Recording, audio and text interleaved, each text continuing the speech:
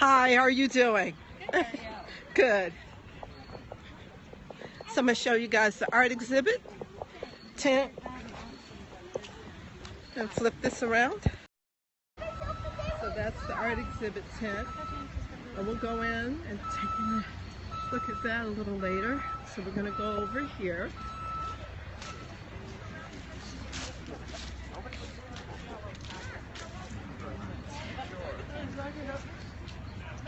I guess this is the first event here.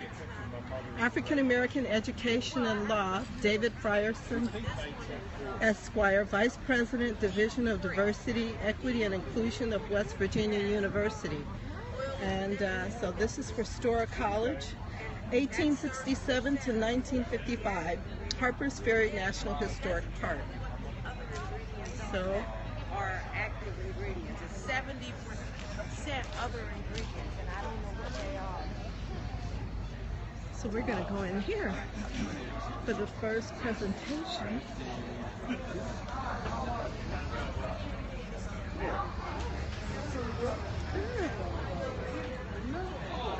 Good morning, ladies and gentlemen. Good morning. Well, welcome to day 2 of our 150th anniversary commemoration of the founding of Storer College. We're delighted to have you here. We've got a full day of activities, a lot of interesting programs, music, drama, family youth activities, art. So I hope you can stay around and please take advantage of all of it. We're delighted this weekend to have one of Harpers Ferry National Historical Park's dear friends who has agreed to come here not only to perform, as he does as Frederick Douglass, but also to serve as our Master of Ceremonies. Fred's been in this park many, many times. His credentials are way too lengthy for me to recite as an actor, as a historian, but he's a fabulous gentleman. Please take advantage of his Frederick Douglass presentation a little later on, right behind us here. But he is going to serve as our Master of Ceremonies for the rest of the weekend, and so please give Fred Morcell a very warm welcome.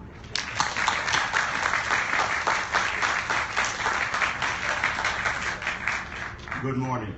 Good morning. It is like old home week coming back here. For many of you who are graduated from Storer College, and for myself, since I've been coming here for about 22 years or so. It's wonderful to be here at Harpers Ferry in October because the weather, as I'm sure you know, is very, very nice today. 3 months earlier, it might be a little bit more difficult. It'd be nice to be inside a nice shady area. But I don't want to take too much of the time from our speaker this morning. I want to welcome all of you, and very, very good to see all of you here. Hope you do have a wonderful time here reminiscing. Those of you who attended Storer College, those of you who never knew anything about it, walk around it and allow yourself to let the ambiance of the place, of the school itself, the images that you see up here, like on this stage, and the things that you'll see, the music that you'll hear, allow that to become part of your breathing in. You follow what I'm saying? Because that's how you really walk away from here realizing, wow, I did learn something down there that weekend. It was grand. So let me get to the business at hand. I'm sure everyone here has heard of W.B. Du Bois. Yes. Anyone who has not? I don't want to see a hand going up. All right, fine. Of education, W.B. Du Bois said, quote, "Of all the civil rights for which the world has struggled and fought for 5,000 years, the right to learn is undoubtedly the most fundamental," unquote. Of law, Du Bois said, quote, "Nothing in the world is easier in the United States than to accuse a black man of crime," unquote. Our next speaker brings education and law together. David M. Fryson is the Vice President for West Virginia University and heads the Division of Diversity, Equity, and Inclusion. He has practiced law for over 20 years and has spent his life dealing with issues of diversity. Attorney Fryson is also an ordained pastor and has served as an elder and pastor for over 30 years. Ladies and gentlemen, it is my great pleasure to give you a dynamic speaker, an experienced attorney, a pastor, mediator, innovative educator, manager, skilled musician, and motivator. Please welcome David M. Fryson. Thank you, Mr. Woodson. And I know you have a lot of other things that you have to do today. I do have to say that I was a little surprised to come here and actually meet Frederick Douglass. So it's kind of nice to know that I'm in the midst of this kind of history. Well, hello, everybody. Hello. This is a wonderful opportunity for me to be here. I am honored. I thank Mr. Rutherford for thinking of me. Just a little bit of my background. I'm originally from West Virginia. I am from the southern part of the state. I grew up in Institute, West Virginia. Literally grew up on the campus of West Virginia State College, now West Virginia State University, originally West Virginia State Colored Institute. And I believe that I'm part of a long line of the legacy of Storer College. Because when you look at what Storer College was attempting to do back in 1867 when its doors entered, with Frederick Douglass as one of the board members, as from the Free Will Baptist Church, it was starting a line that really, had we stayed on that line, we'd be so much farther than we are now. Because when you think about what Storer stood for, Storer was for this whole proposition of equality in education. And so when I was looking at the charter for Storer, it's one of the few schools. The charter for Storer was not just for African Americans. That needs to be understood. The charter for Storer was for the matriculation and the education of all, including women. And I think that's so very important, because at a time when we were bifurcated by gender, a time we were bifurcated by race, coming out of the Civil War, the foresight of the restoration, of the beginning of Storer College, really set us on a trajectory that unfortunately many times we got out of the way of the trajectory that started. Had we kept in that original trajectory, we would be much farther along than we are. I am the Vice President for Diversity, Equity, and Inclusion at West Virginia University. I serve our president, E. Gordon Gee, which is probably the most noted president in the United States. Somebody said the other day that he has actually signed the diploma of more students than any president in the history of the United States. He says it's because he can't keep a job, but that's a whole other conversation. He's been the president of Ohio State twice, been the president of Colorado, been the president of West Virginia University now twice. He's been at Vanderbilt. I mean, he's really been quite a traveled person.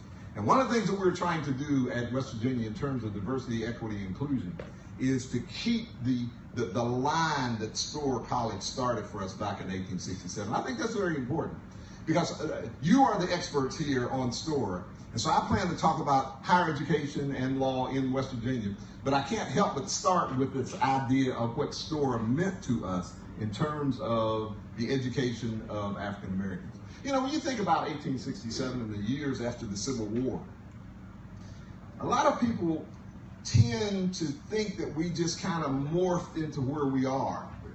But you know, at the end of the Civil War, there were hundreds of thousands of ex-slaves who many times just wandered from place to place. Many times in the law, there were vagrancy laws that were made that said that if you did not have a job, you could be reincarcerated, and then being reincarcerated, you were basically re-enslaved. Because if you look at the 13th Amendment, the 13th Amendment does away with involuntary servitude except but in the prison system.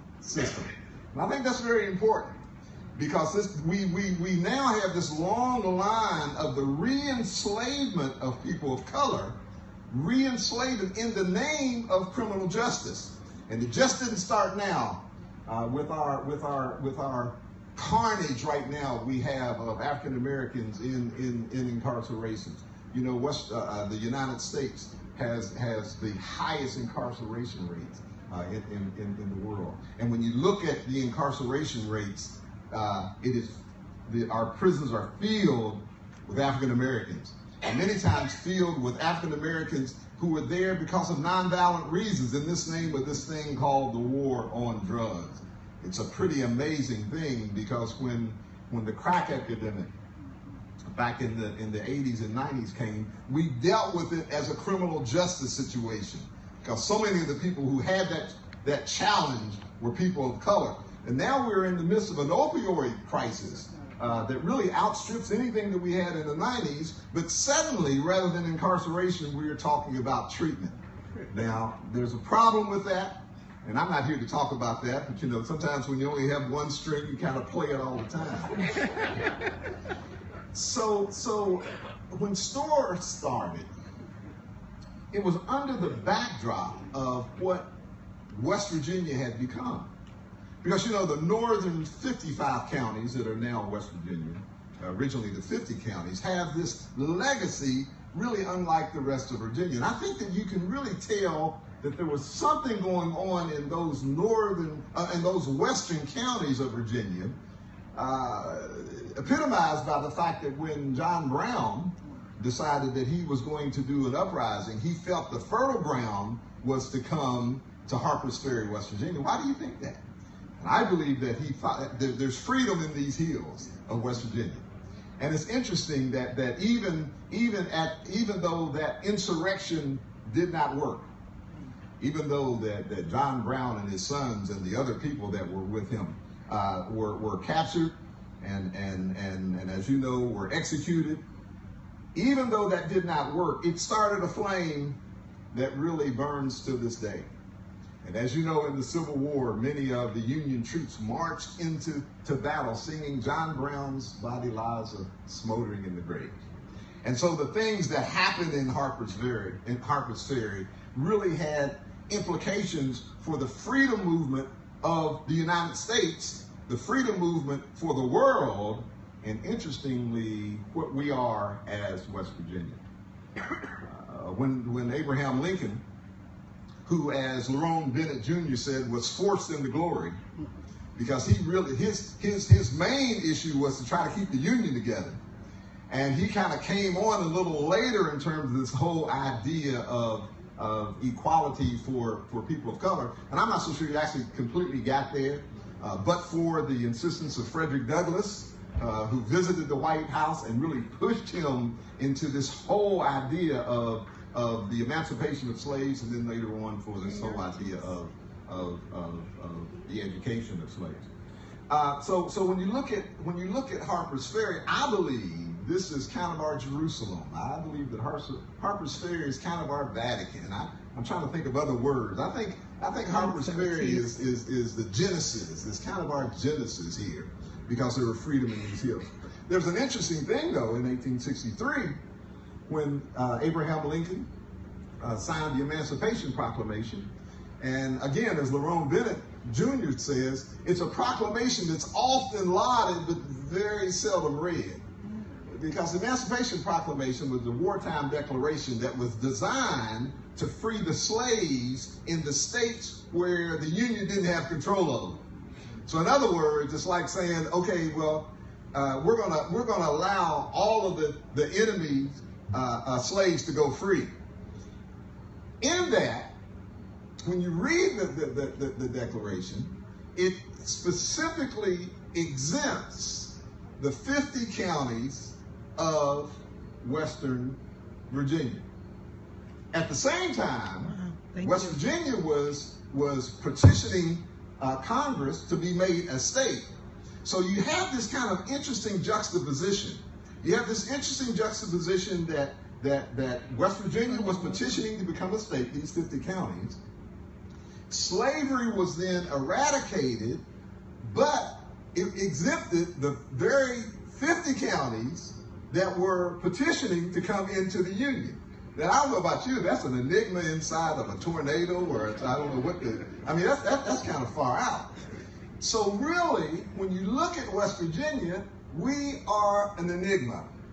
We're an enigma because when West Virginia became a state, it became a state with the motto of mountaineers are always free, right? You know that, right? Mountaineers are always free. And I always want to put a little asterisk and say, well, mountaineers are always free, almost.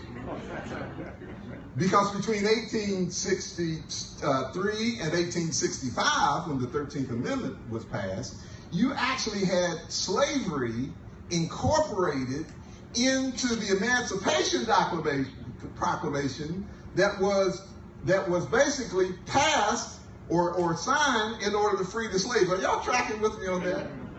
That's pretty crazy.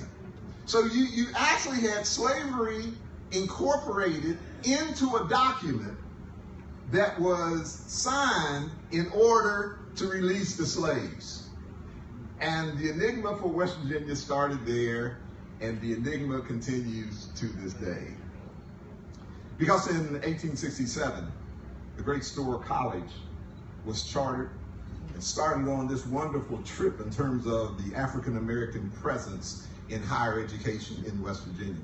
I'm writing an article now, and I'm doing something. Any of you that might be interested, I am allowing anyone that is interested to read an early draft before I'm really finished with it. So it has draft on it, and you may find some mistakes. And if you find some mistakes, don't tell anybody. Just call me and let me know. But the name of the article is Hill Williams, Not Hillbillies.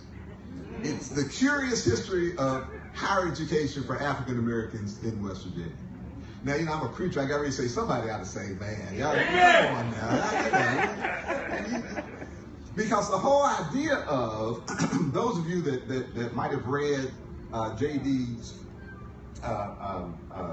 book on hillbilly elegy that talks about, it's well acclaimed about how in the Appalachian region is filled with undereducated or uneducated Caucasians, and there's no diversity here. But he misses the whole point of higher education for African Americans in West Virginia. And it's a thrilling story. We were talking before with a couple of the Rangers about was Storer the first African American college. We don't think it was actually the first, but I truly believe it was the first after emancipation. So it really kind of started here. But in West Virginia, in this state now that had slavery for 2 years, based upon the Emancipation Proclamation. In fact, I think that's worth your registration just to leave with that understanding. Just to know that whenever anybody talks about the wonders of the Emancipation Proclamation, you can now raise your hand and say, well, wait a minute, there was a little problem with that. But when Storer College started was this understanding that it would be for the education of all. Interestingly, in the 1860s, Lincoln signed into effect this thing called the Morrill Act. And the Morrill Act was the first land grants. And it's important because the land grants were designed for the states to be given land, and that land could either be sold to start an institution of higher education, or on that land, you could start an institution of higher education. So in West Virginia University was our 1860 land grant. Now the importance of noting that in 1860, you have to understand that people of color in the states were not yet free. So when you talk about the greatness of the land grant tradition in 1860, you need to understand it was really not designed for people of color. The 1860 was probably one of the greatest affirmative action programs we've ever had. And there wasn't a black person to be found in it. So there's a wonderful book called When Affirmative Action Was White.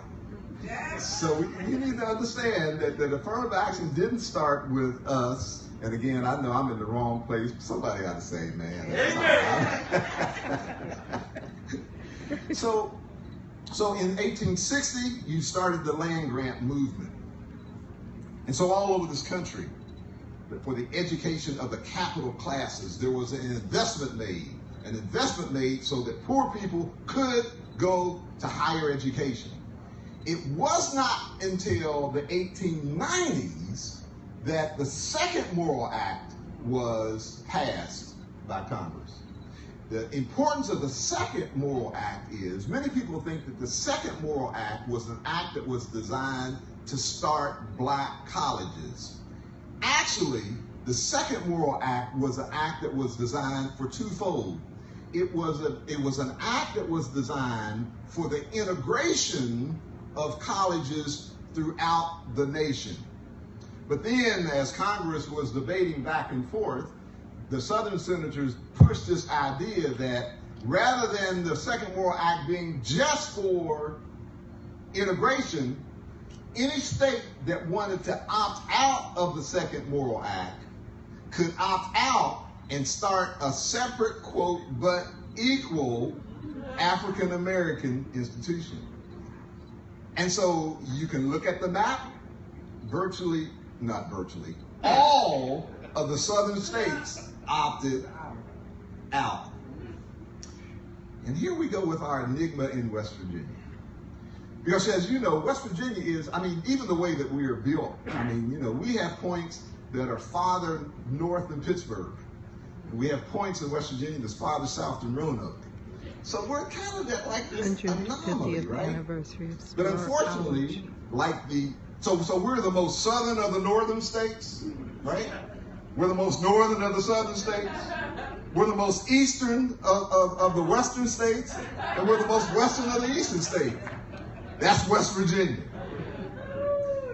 And so what we decided to do in West Virginia, we decided that we would, rather than integrate West Virginia University, the 1860 Morrill Land Grant, we started West Virginia State Colored Institute, which has now become the Distinguished West Virginia State College. And so that is indicative of how we have this kind of sense of two worlds. Really, in West Virginia, though, after West Virginia became a state, we had this kind of two-faced way of looking at it. When you look at the West Virginia Constitution, there was a lot coming out of Wheeling, by the way, at the time. It was before we were in Charleston. There was a lot of push in terms of how West Virginia would enter into the Union. And so West Virginia entered into the Union, as I said, really as a slave state, to be quite frank, because of the Emancipation Proclamation.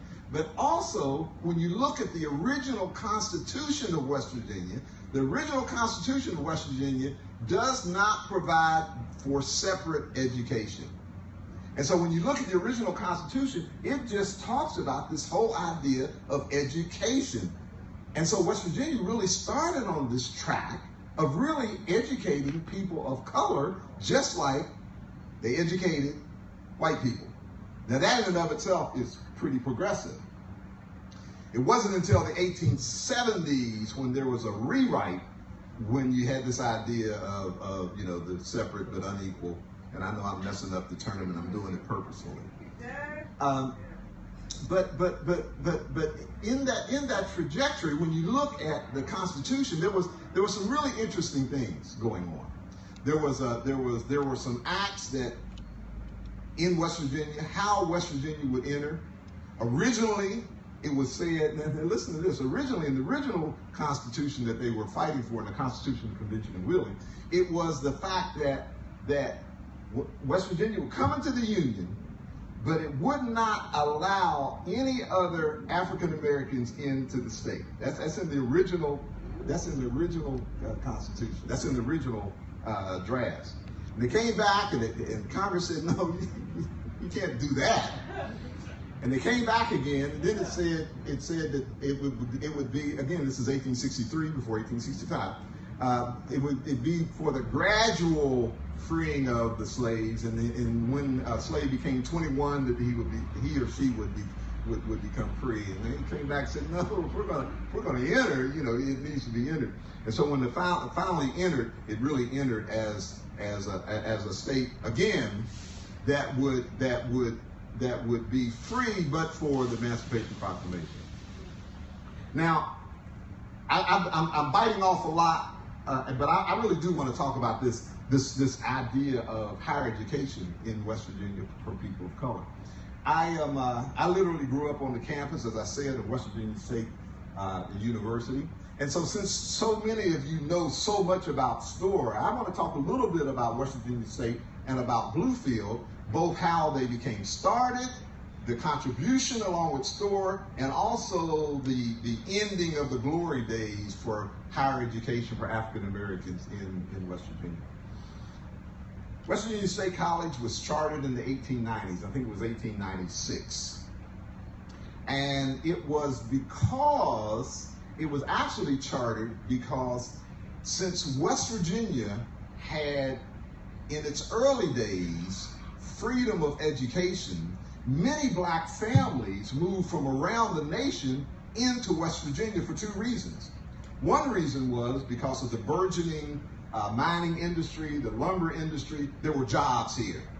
Now that's kind of interesting to say now in West Virginia. The people came to West Virginia because of their jobs in West Virginia.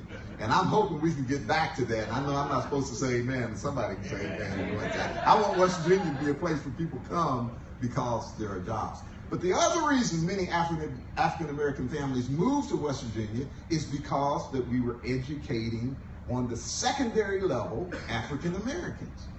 And so often as I go places, people immediately say to me, you know, well, you're in West Virginia doing diversity. You know, there's no diversity in West Virginia. What do?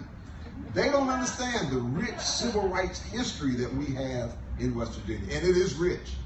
So let me give you a couple of quick examples. Booker T. Washington was actually born in Virginia. His family moved to Malden, West Virginia, because of educational opportunities. So the great Booker T. Washington, the Zion of Tuskegee Institute, he grew up in West Virginia and he came here to be educated as a young man. How many of you know of Carter G. Woodson? I'm kind of like you. If you don't know, maybe you don't put your hand up, right? Because everybody should know the wonderful, the legendary, the genius of Carter G. Woodson. Carter G. Woodson is the second African American that graduated from Harvard University after the great W.B. Du Bois, as we call him, the boys in our community. He was a brilliant man. His family moved from Virginia to Huntington, West Virginia, because we were building a school for African Americans, a high school for African Americans. So Carter G. Woodson then, as a fairly young man, moves to Huntington, West Virginia. Now, the interesting thing about him moving to West Virginia is that he had a very big family. And once his father moved him there, Carter, as one of the older kids, actually had to go to work. So Dr. Woodson actually didn't enter high school until he was like 18. But he finished in 2 years, brilliant man that he was. And then he went to Chicago, and I mean, his story is legendary. So Booker T. Washington, along with Bird Prilliman is another example of a family that moved to West Virginia for educational opportunities. And that's kind of close to my heart because Bird Prilliman was my wife's great uncle. I think it's 3 greats in that. His brother, Harvey Prilliman, walked from Virginia to the Kanawha Valley, and he was a blacksmith.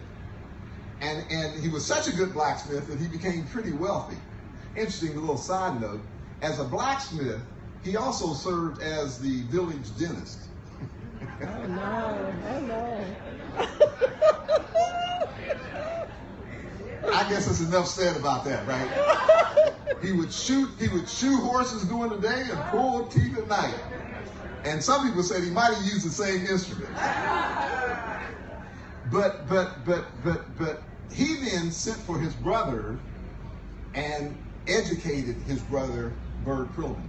Well, Bird Prilliman and Booker T. Washington together went and petitioned after the Second Morrill Act. Remember the Second Morrill Act, states had the right to either integrate their schools. West Virginia University did not integrate, started West Virginia Colored Institute at that time.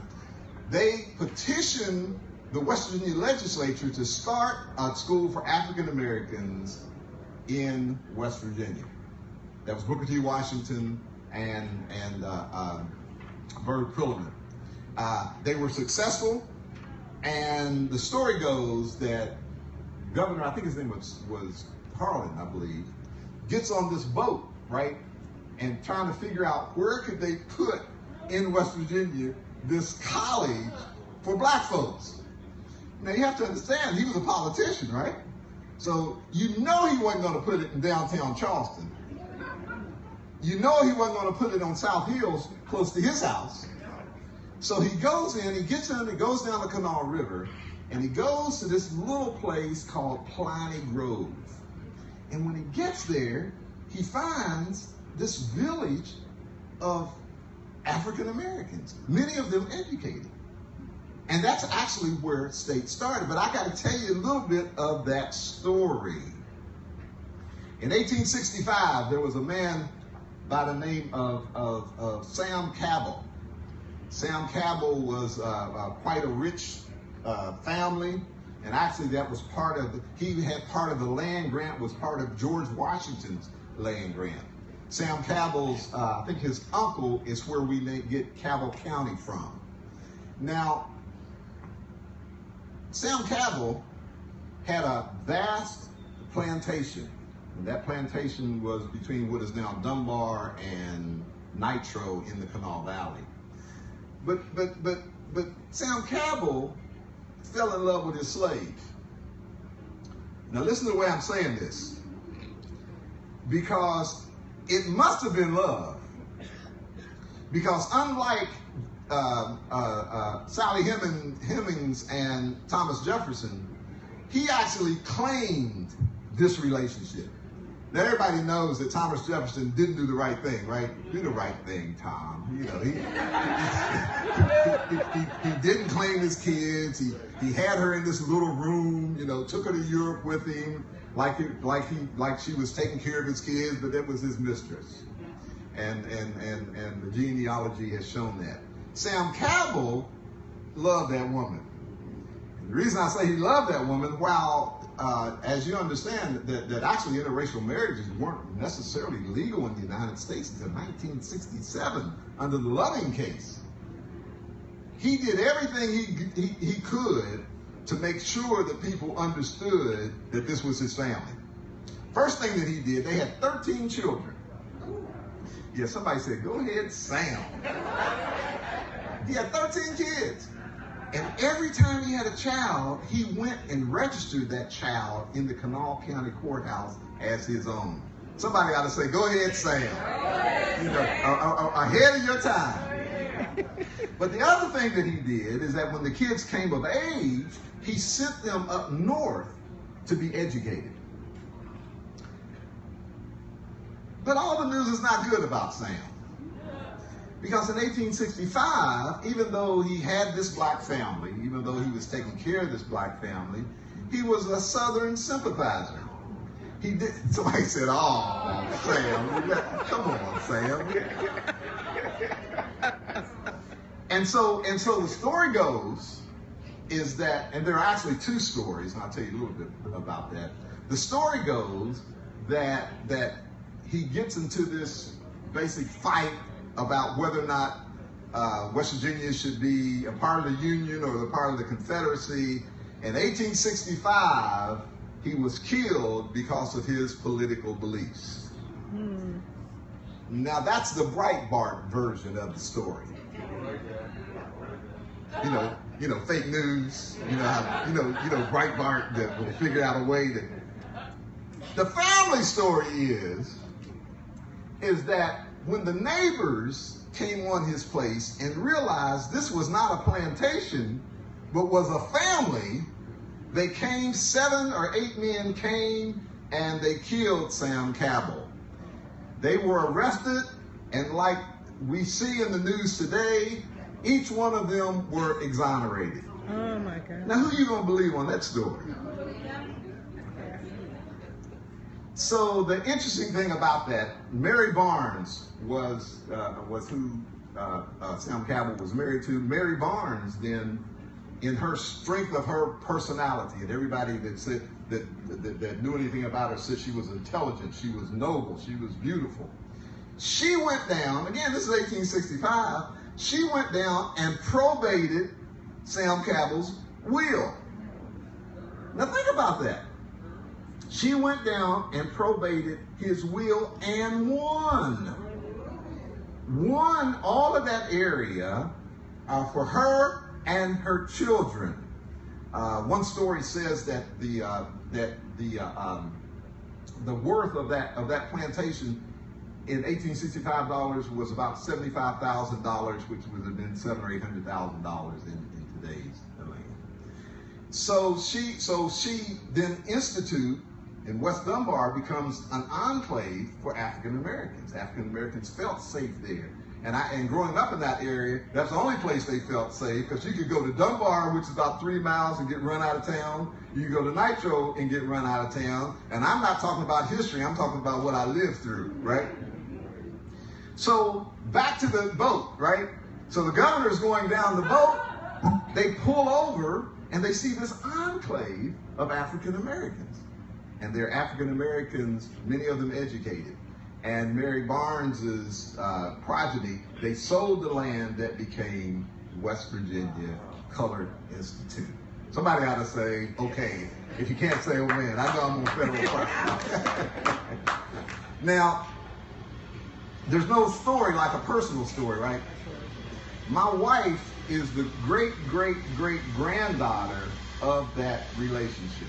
Oh, wow. And she's intelligent, and she's smart, and she is beautiful. Somebody ought to say, amen. All right. I don't want the fellow saying it too loud, though. Settle down, brothers. So this whole idea of state becoming an institution of higher education came from that genesis. These are the untold stories, though, that we have to start telling the real story. Because so much of history has been lionized away from the strength of African Americans. I also mentioned the fact that Bird Prilliman's brother Harvey came, blacksmith dentist, sent for his brother, educated him, and he actually became the first president of West Virginia State Colored Institute. The reason I say first president, because they had 3 other people before him, but they were actually principals. Bird Prilliman then, wanting to make sure that this institution of higher education in the lines of Storer College became something that would be of something of note, one of the first people he called to be the first dean of West Virginia Colored Institute, now West Virginia State University, was Carter G. Woodson. So Carter G. Woodson then comes into the Kanawha Valley as the first dean of West Virginia State College. But it goes, somebody said amen, I'm not even asking for it. Now the interesting thing about that is that you now had this enclave that many people don't understand. Bird Prilliman was so strong that the one thing that he started to do early was to get West Virginia State accredited. And so West Virginia State College was actually the first accredited college in West Virginia, and it was accredited before West Virginia University. The strength of what he had done there was so magnificent. But it is also interesting that Bird Prilliman was there until 1919. And when Bird Prilliman left, there was a man named John W. Davis. And John W. Davis was a Morehouse graduate. Any Morehouse graduates here? You know what they say about Morehouse graduates? You can tell a Morehouse graduate, but you can't tell them much.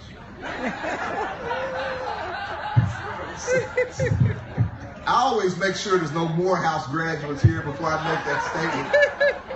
You got the unedited version of that. Dr. Davis then comes in, this lion of a man, and listen to this. So he comes in, and he is the president of West Virginia State Colored Institute, Collegiate Institute. Under him it became West Virginia State College. His roommate at Morehouse was a man by the name of Mordecai Johnson.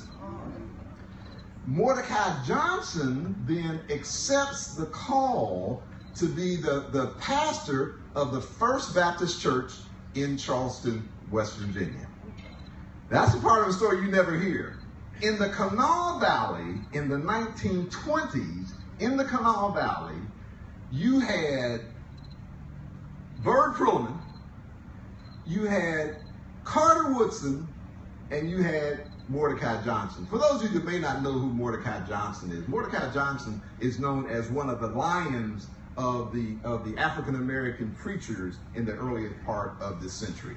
He was an unbelievable intellect. He was an unbelievable preacher. He was an unbelievable civil rights advocate. So much so that when he left there in the late 20s, he left First Baptist Church in Charleston to become the first African-American president of Howard University. And brought Howard, somebody said, hey, and brought Howard to its prominence as being our Harvard. No. As being our better than Harvard. All right.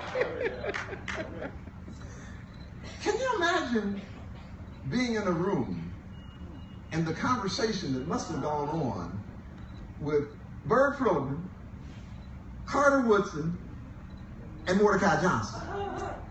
I mean, to me, that's just mind. And this is in West Virginia. So the next time somebody tells you about the backwardness of West Virginia, you need to say, oh, wait a minute.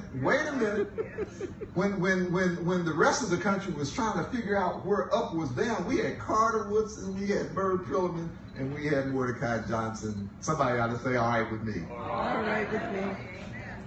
I'm going to end it here, though, because it is very important to understand that West Virginia State just did some unbelievable things. And really, it was in the light. When you read the records, there were often references to Storer College.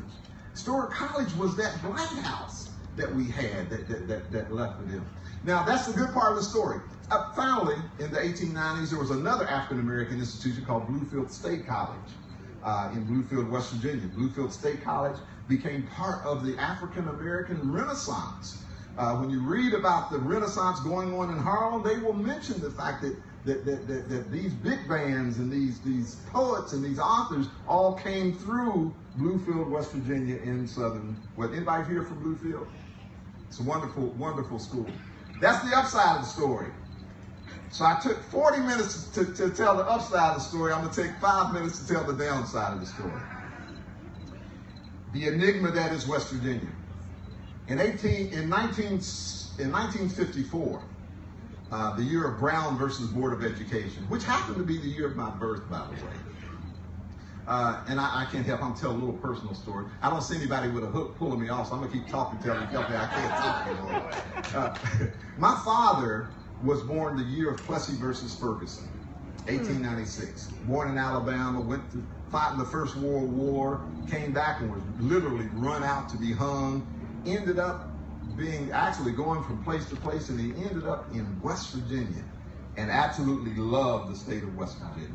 Absolutely loved the state of West Virginia. He told me one time, his brother, he would never go back. That's a whole nother part of the story I can't get into. But I was going to, his brother died, and I was going to go with my mother to Alabama. And he said, son, I didn't raise you the way I would have had to have raised you. You know, this is in the early 60s, right? He said, I'm not going to let you go. And I kept bothering him. He said, you don't understand. You know, I did not raise you the way that I would have had to had you been in Alabama. So the day before my mother left, he says, look, I tell you what, you're bothering me. I'm going to give you a little test. If you pass the test, I'm going to let you go with your mother. He said, what would you do if you're in Alabama and you walk into a store and a white man says to you, hey boy, what are you doing looking at me and my wife? What would you say? I'd say I can look anywhere I want to look. He said, you go sit your narrow butt down, because you're going to go down there and get you and your mama killed. Because again, I did not raise you that way. But he had a strong love of West Virginia with all of our talents. In 1955, my father was 58, by the way, the year I was born. Somebody ought to give my dad an amen. Since we give an amen to him, go ahead, Sim Fryson. He, in 1954, after the Brown versus Board of Education, West Virginia did two enigmatic things.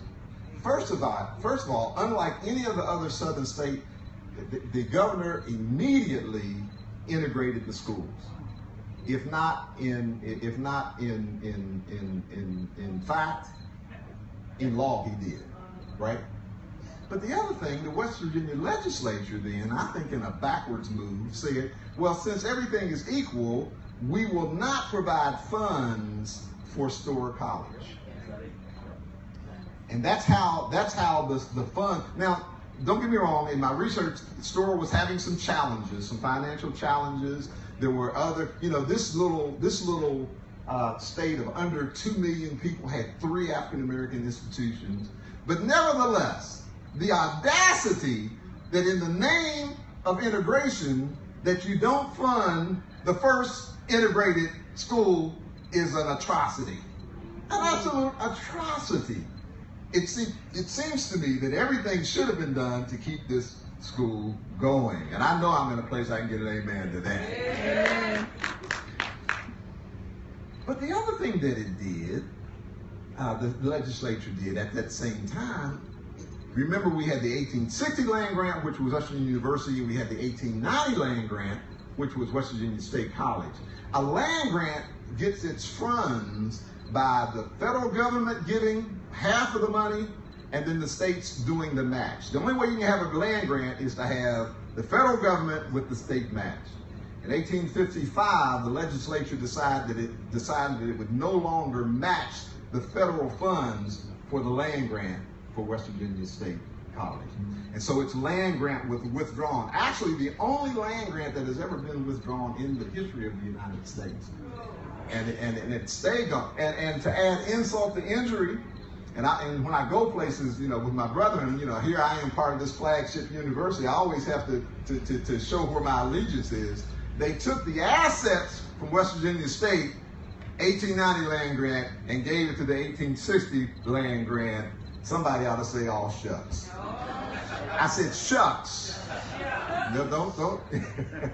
So that's a pretty big challenge, right? That's a pretty big challenge. And so here we go now some 50-some years later. And you look, do I have time for one more? Yes. Bluefield State College, African-American institution. After the Second World War and the Korean War, many white students started to come to Bluefield State because it was an inexpensive way to matriculate, right? And so it became almost like West Virginia State did for many years. It became almost 2 schools. It became a commuter school during the day that had quite a few white students. But at night, it turned back into its HBCU. Are y'all with me? So there was a new president that was brought into Bluefield State College, and it was Bluefield State's first white president in 1967. And when I say white president, he was a white president. I don't know if any of you have read Ta-Nehisi Coates' recent article about Trump being our first white president. If you read it, if you didn't get a chance, you need to read that article. So what he did, in a year and a half, he had hired 35, I think it was, new professors. I love when people are tracking with me. Somebody said, "Oh no, I know where you're going with it." Not one of them black. Black students get together, and at halftime of the homecoming game, when all the brothers were back at home, they present a petition to this president to say what you're doing is wrong. This is annihilation. And he basically ignored them. November of that year, right before the holidays, when the kids went off for holidays, a bomb went off in the new gym at Bluefield State. Now listen to this. The state of West Virginia, the governor, the state of West Virginia, the president decided that they would close the dorms at Bluefield State. Now remember, white commuter school during the day, HBCU at night, which means that people were coming from all over the country to live on campus. Suddenly, with no notice, there were no dorms. So now in West Virginia, so you have this glory days of higher education for African Americans up into 1955. 55, Storer College is defunded. West Virginia State land grant is taken. 67, the dorms are closed at Bluefield State. And now, to my chagrin, is that the 2 whitest HBCUs in America, the #1 is Bluefield State. and the second whitest is West Virginia State. So when you talk about cultural annihilation, these things don't just happen. And I am convinced that we still have some good days ahead. But like the closing of Storer College, and as we honor you that went to Storer College and the legacy of Storer College, I think the best way that we can honor the legacy of Storer College is to make sure that West Virginia State College, now State University, and Bluefield College return to their African American roots. And I'm gonna ask you to say amen to that one. Amen. So the Hill Williams in West Virginia, that I am proud to be one of them, is that I believe that our legacy is strong, our history is magnificent, but I believe our future is important. And so I work every day at West Virginia University, and I will do so until I'm no longer there. And as you know, age starts to get with all of us. But we work every day to turn the trajectory of this 1860 land grant to be a place of diversity, which means that we all have a place, to be equity, which means that we're all equal, and for inclusion, which means that we all have a place. So our numbers right now, in a state where 3.4% of the state is African Americans, our numbers are closing in on 5% African Americans at West Virginia University. Amen. We work on it every day. Our Hispanic population is just about 1,000 now. We went from nothing in a state with 1% Hispanic. Our international students, we have about 2,700 international students. 500 of those students come from Mother Africa. So we're working hard every day to make this university live up to the legacy of what Storer started us from. So I appreciate the opportunity to be here. I'm honored to be here. I don't know if I have a chance to take any questions, but there's nobody pulling me, so I'm going to keep talking till they yank me out here. I'll take any questions. Just ma'am. Senator Byrd's role. Oh, my goodness. Senator Byrd's role. Yeah, who is Senator Byrd was an interesting person because he finds himself in all types of different parts of our history. Senator Byrd, of those of you that know, was our senior citizen from senior citizen. Freudian all up in the place. He was our senior senator, but he had also been in the House of Representatives. Interestingly, in the 50s, when all this was happening, I think that's when he was actually in his first term in the House of Representatives in D.C., but he held a lot of influence in higher education. Now, the interesting thing about Senator Byrd, though, and this is something that I know personally, in the early 1980s, I worked for the Governor's Office of Economic Development, right? And so I was the first African-American industrial representative. So I would go to these meetings, and I would actually be the only black person in the room, right? So this is 1980s, early 1980s. And so when I would be in these rooms, everywhere I went, when Senator Byrd would come, he would look around the room and come straight over to me. We would go to eat lunch, and he would sit next to me. I remember going home and telling my wife, I said, Joy, I might be in some trouble. Senator Byrd is following me around. What I read later in his works is that that's when he was going through his change. So much so that when Marty King came to West Virginia while Senator Byrd was still alive during the Iraq War, he says to the collected audience, he says, you need to be proud of Senator Byrd. And I was like, I object, Your Honor.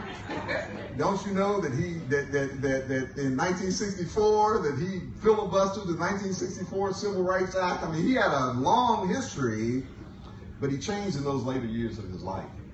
So much so that one of the last things that he did when he was in office was to make sure that West Virginia State College regained its land grant status.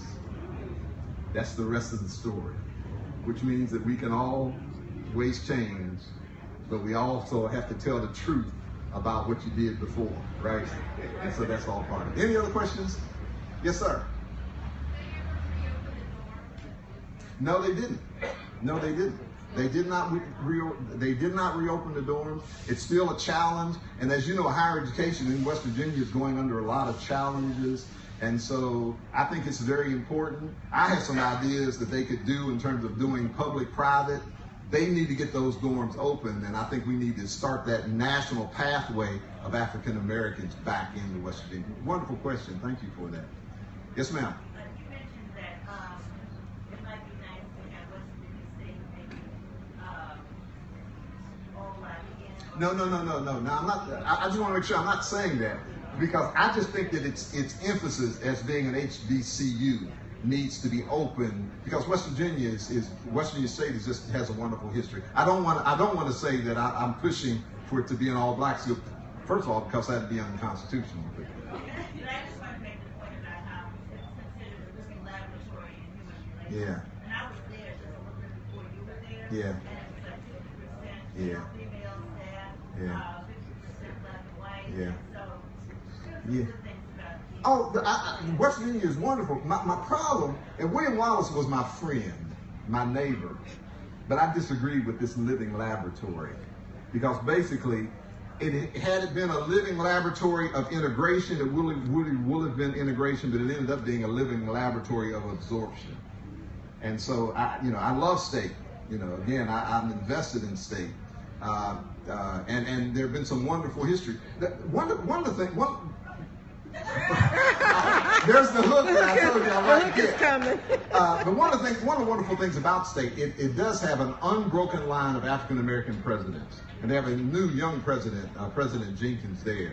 So again, I am not in any way castigating state. I'm just talking about the way state was treated in terms of its. To be quite frank, if you've ever been on the campus of state, it's flat land, it's in the capital city. State should have 20,000 students. It really should, had it been treated fairly and equally in terms of its funding. Well, I thank you for the opportunity to be here.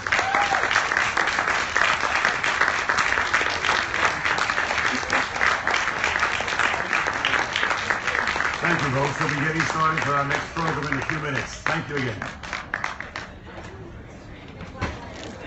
Okay.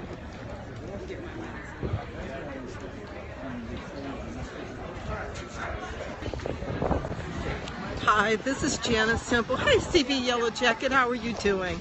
So this is the 150th anniversary of Storer College, and so we just listened to a lecture. We're at Harpers Ferry National Park, and I'm going to show you. Just spoke David Fryson, Vice President, Division of Diversity, Equity, and Inclusion at West Virginia University, and this